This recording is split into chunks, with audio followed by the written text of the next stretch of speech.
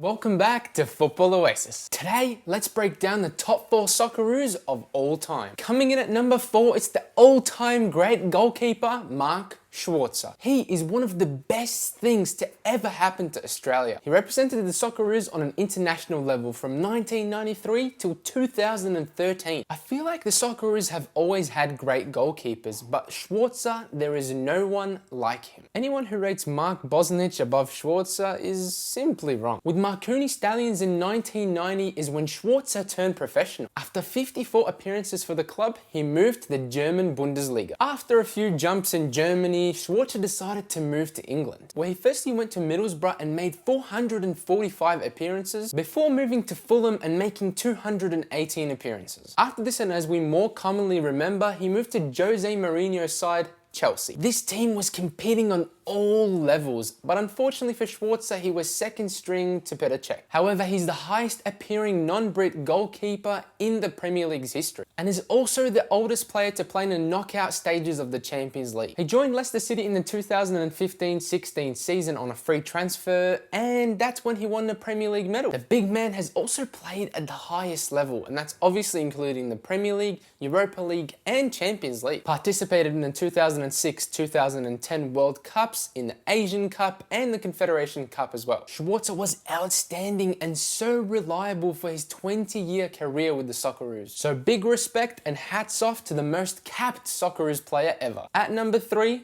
Mark Viduka. Captain fantastic, and mainly because of the 2006 World Cup, where he captained the Socceroos to the round of 16, and it yet remains our best ever performance, which I'm not gonna go into so much detail about because I may upset some Italians. Viduka began his international career in June 1994, and in his domestic career he scored 4 Champions League goals, and that is yet to be beaten by any other Australian player. But the clinical and devastating striker really made his name in England. However, before this, Viduka absolutely destroyed the Australian League and the Croatian League for Dinamo Zagreb. He started his career in 1993 with Melbourne Knights, and it only took him 1 year to become a Socceroos international. In his 2 seasons with the Knights, he was top scorer of the NSL, was twice awarded the Johnny Warren Medal, and also won the NSL League once. He then moved to Celtic in 2000, to Leeds in 2004, then to Middlesbrough, and then finally Newcastle, where he was the first signing for Sam Allardyce.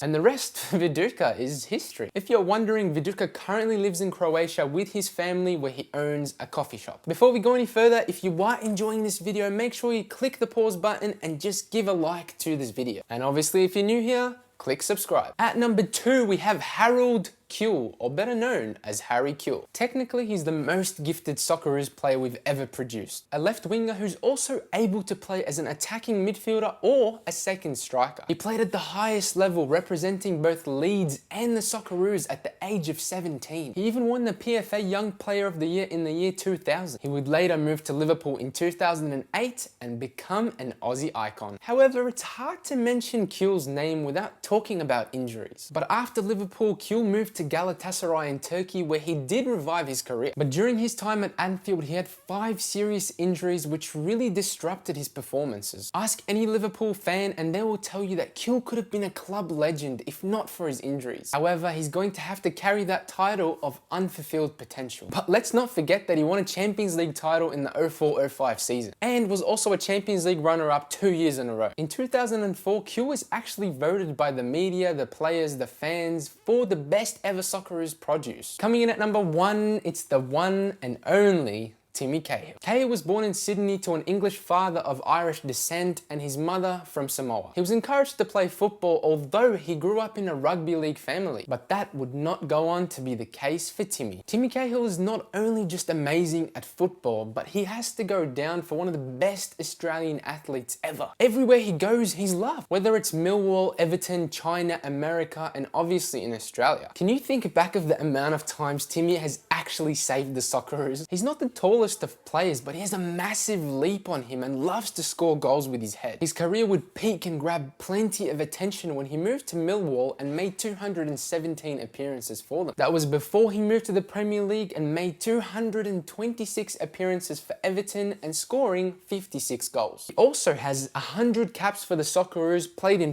4 different World Cups and is currently the all-time leading goal scorer for Australia. Recently when Mark Bosnich was asked who he thinks our top Socceroos ever were, he failed to mention Timmy Cahill's name. And in my opinion, that is absolutely criminal. If we're talking skill and technical ability, there has been better players than Timmy Cahill in the past. But for what Timmy has achieved while he was a starter week in, week out, Timmy's the top. That was my opinion. Most importantly, I would love to know yours, so please go down below and tell me what you think. If you like this video, don't forget to leave a thumbs up, subscribe, share, follow us on social media, share us on social media, and don't forget to turn on notification bell so you know when a new video comes out. This was Football Oasis, and we'll see you next week.